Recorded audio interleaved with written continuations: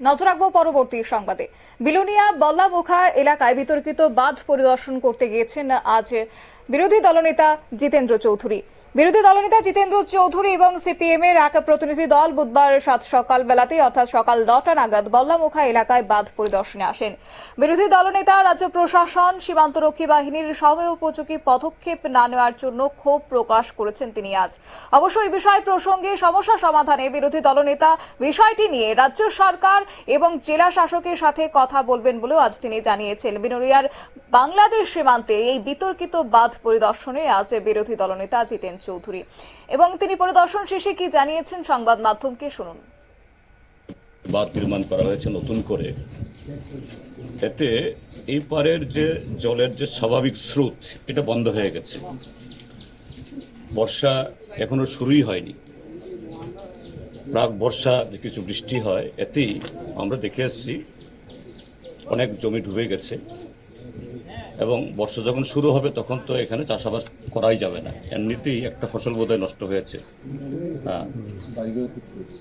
তো এগুলো নিয়ে আমাদের এখানকার মাননীয় বিধায়ক দীপঙ্কর সেন, আমাদের সম্মুখের বিধায়ক এই অশোক মিত্র এবং এখানে যারা আমাদের অতীতে পঞ্চায়েত সমিতির সাথে যুক্ত ছিলেন আপনারাও সবাই মিলে, শুধু আমাদের তরফ থেকে বলছি না, আরও অন্যদের তরফ থেকেও এগুলো নিয়ে কতদিন আপনারা কথাবার্তা বলছেন এবং আমি খবরের কাগজে দেখেছি যে তৎকালীন জেলা শাসক এবং বর্তমান জেলা শাসকরাও এখানে একটু এসে কি ব্যবস্থা নেওয়া যে দেখেছেন। কিন্তু আজকে এখানে সরেজমিনে দেখতে এসে আমার চোখে যা পড়ল, আমি আমার অভিজ্ঞতার কথা বলছি, আমার মনে হয়েছে এখানে শুরু থেকে কিছু ত্রুটি দুর্বলতা এটা চলছে এবং এখনো যে ধরনের পদক্ষেপ গ্রহণ করা দরকার এটা ঠিক সেভাবে সরকারের তরফ থেকে যেরকম যুদ্ধকালীন ভিত্তিতে উদ্যোগ নেওয়ার কথা দরকার ছিল এটা হচ্ছে না। তার সাথে আমি এখন এখানে যে বর্ডার আউটপোস্ট এখানে গেলাম, এখানে যিনি ইনচার্জ আছেন তিনি সেই র্যাঙ্কের না, টেলিফোনে যে কোম্পানির আন্ডারে এই ব্যাটালিয়ন আমি সে বদলুসে কথা বলেছি, ওনাকে জিজ্ঞেস করলাম যে এরকম বাংলাদেশে বাদ হয়ে গেল 150 গজের ভেতরে, এটা তো হওয়ার কথা ছিল না, কেননা আমাদের আন্তর্জাতিক যে নিয়ম প্রটোকল বলে এটাকে, এতে এপার হোক বা ওপার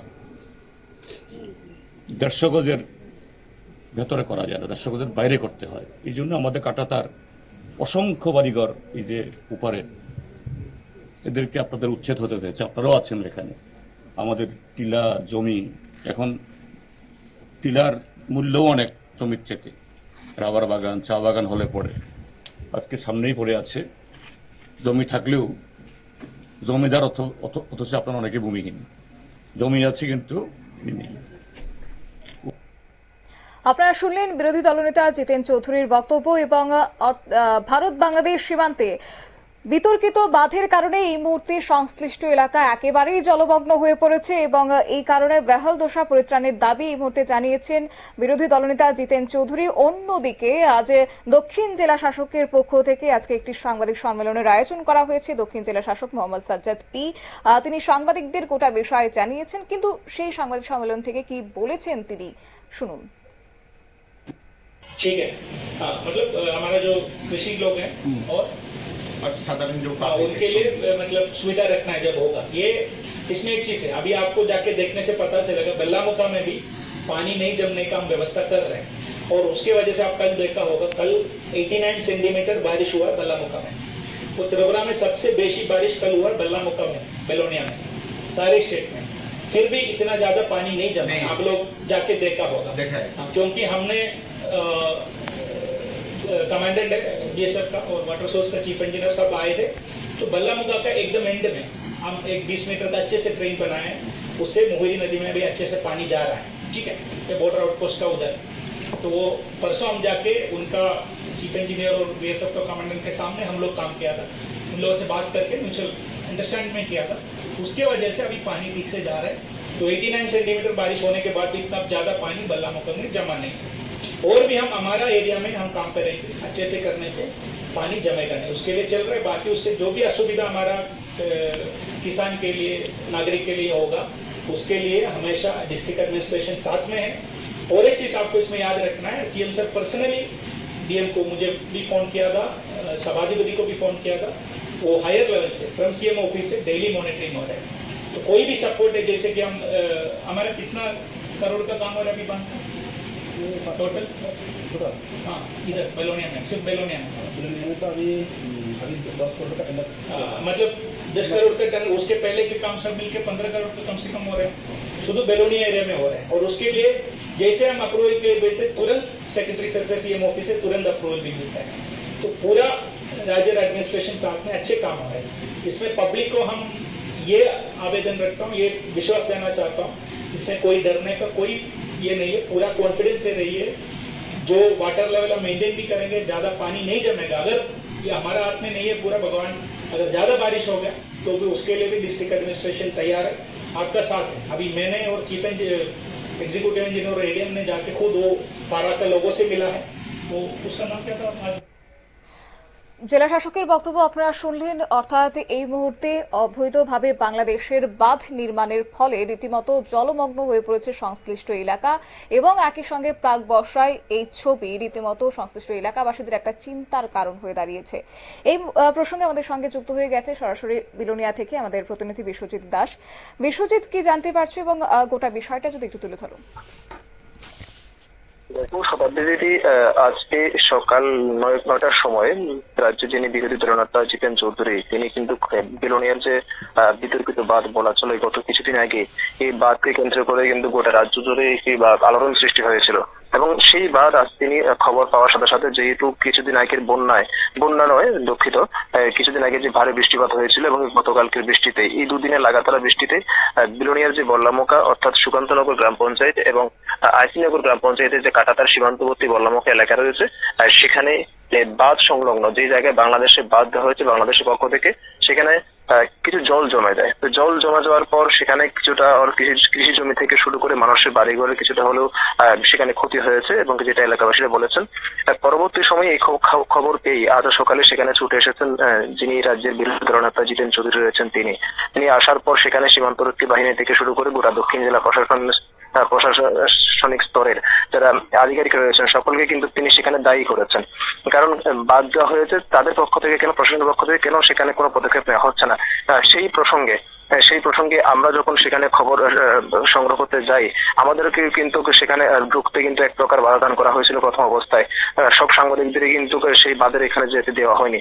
পরবর্তী সময়ে আজ সেই জল নিষ্কাশনের ব্যবস্থা থেকে শুরু করে কিভাবে সেই জলগুলোকে সেখান থেকে নিষ্কাশন করা হয়েছে, এই বিষয় নিয়ে আজ দুপুরে আমাদের সঙ্গে সাংবাদিক সম্মেলন করেছেন দক্ষিণ জেলার শাসক যিনি মোহাম্মদ সাজাদ আইএস রয়েছেন। তিনি ওনার অফিস কক্ষের কনফারেন্স হলে সাংবাদিক সম্মেলন করেছেন। জেলা শাসকের বক্তব্য হচ্ছে, যেহেতু জল জমে গিয়েছে এবং কি এখন পর্যন্ত কোনো জল সেখানে, সেই জল নিষ্কাশনের ব্যবস্থা করা হয়েছে।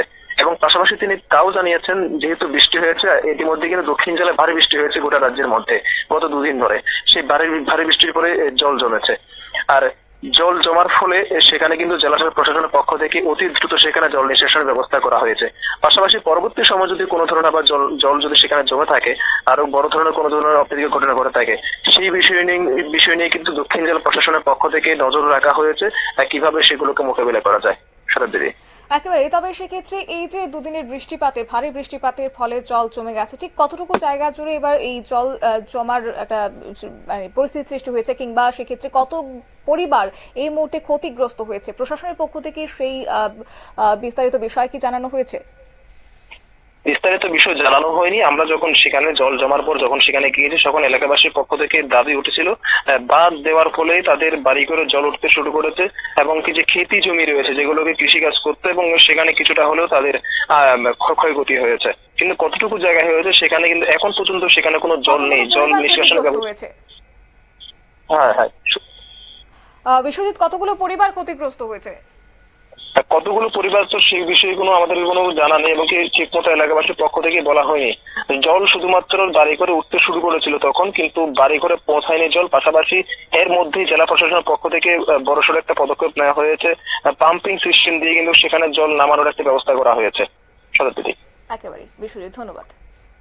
আপনারা শুনলেন, তবে ইতিমধ্যে জেলা শাসক জানিয়ে দিয়েছেন যে এই দুদিনের বৃষ্টিপাতের ফলে যে যে জায়গাগুলিতে জল জমে গেছে, বিশেষ করে বল্লামুখা যে সীমান্তবর্তী এলাকা রয়েছে, বাংলাদেশের অবৈধভাবে বাঁধ নির্মাণের ফলে এতে করে জল নিষ্কাশনের ব্যবস্থার জন্য ইতিমধ্যেই উদ্যোগ গ্রহণ করেছে প্রশাসনের পক্ষ থেকে, এবং আগামী দিনেও দক্ষিণ জেলা প্রশাসক সব দিক থেকে নজরদারি রাখছে।